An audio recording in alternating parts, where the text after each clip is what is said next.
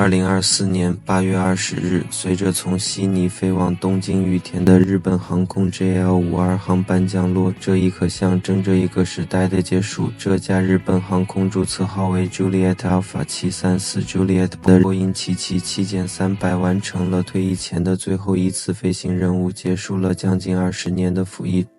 自2005年7月26日交付以来，这架飞机一共安全飞行了8万余小时，在全球范围内连续接待了数百万乘客。随着日航开始接收崭新的空客 A350-1000，也意味着最早的这一批77W将要退出历史的舞台。就在2周前，我有幸搭乘这架历史悠久的飞机，并且体验了它的头等舱的座椅，从东京羽田前往上海浦东。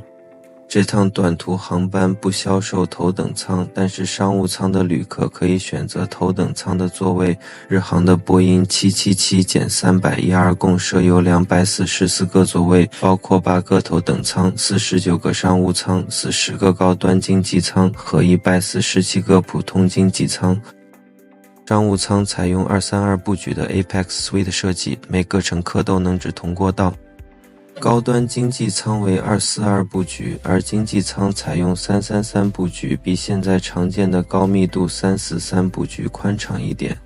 打开 F224 可以看到这架飞机退役前最后直飞的8月20号从悉尼飞往日本东京羽田机场的航班。而我的航班这是8月8号从日本东京羽田机场飞往上海浦东机场的 JL89 航班。航班自东京羽田机场出发，一路向东穿越日本全境和东海，直到上海浦东国际机场。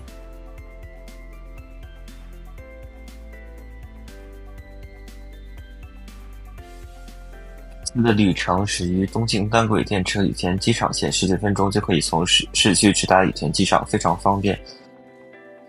进门就是出发层，日航、国际线都在 T3，可以轻松找到日航的直接柜台。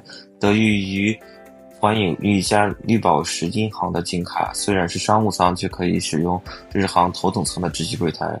但商务舱柜台空着，我就去的商务舱。当然同样可以进日航的头等舱休息室。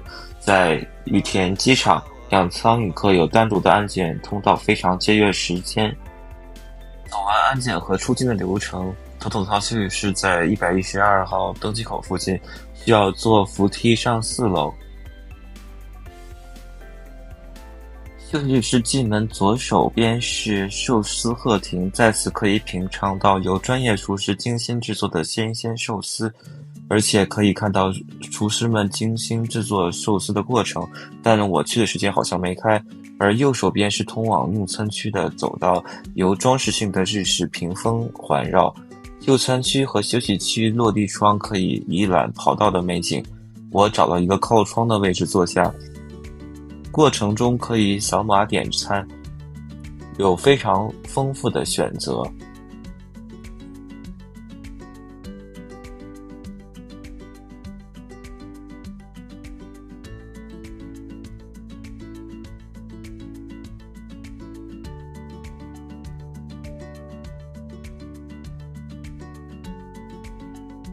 我选了日式的传统餐盒和一盘沙拉。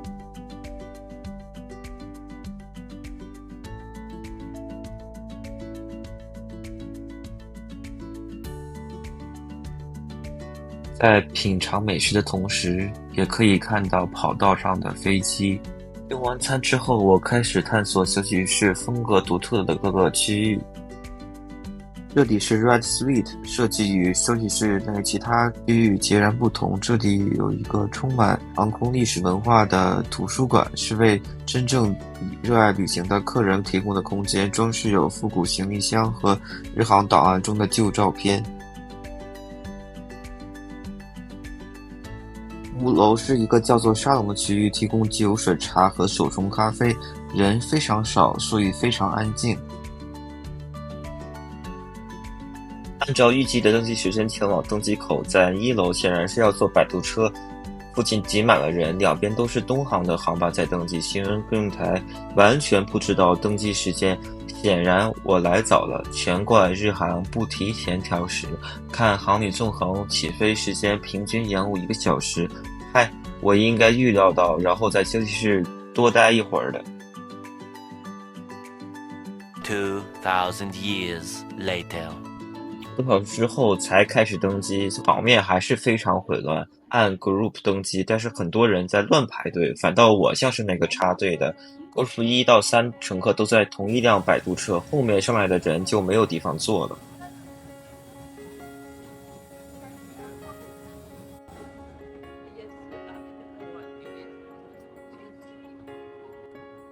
第一次体验头等座椅的我，还是有被空间所震撼。座椅上放了毛毯、耳机和拖鞋，还有本次商务舱的菜单，有日餐和西餐的选项，我选择了日餐。在旁边的隔间还有座椅的介绍和安全须知。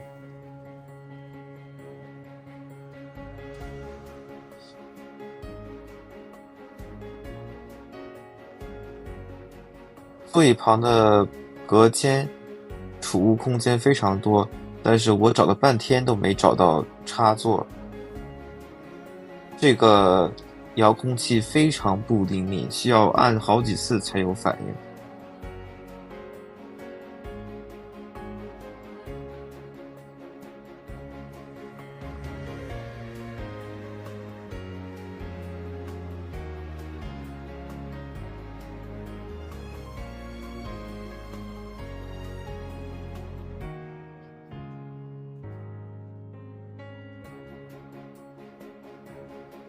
想调出来一个地图都这么麻烦的吗？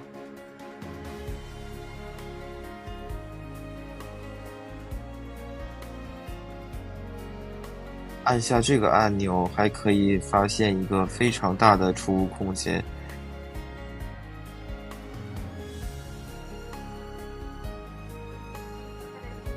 这里藏着我询问乘务员，他还询问了乘务长才发现的插座。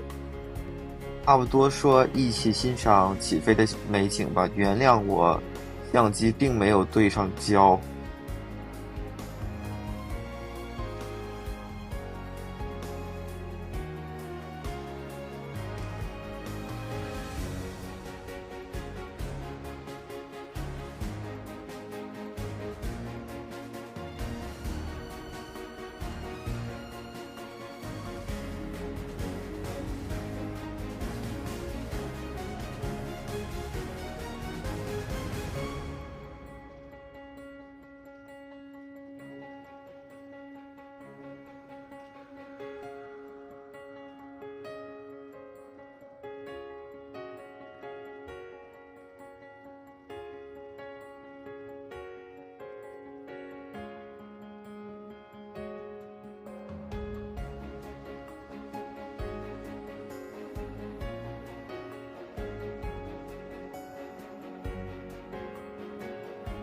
因为是左边的位置，很幸运的看到了富士山。由于航程很短，很快餐食就被端上来了，味道不错，还有哈根达斯。快速进入测评的环节，提供了漱口水，所有的马桶都有按摩和喷水的功能。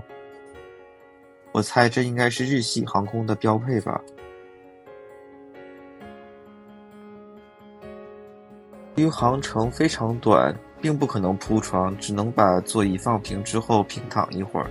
很快飞机就进行了下降，落地浦东，也给旅程画下了圆满的句号。这次的体验很快就结束了，我相信以后还有机会体验日航其他机型的两舱产品。总体下来，体验虽然不能说满分，但是也没有太多值得挑剔的地方。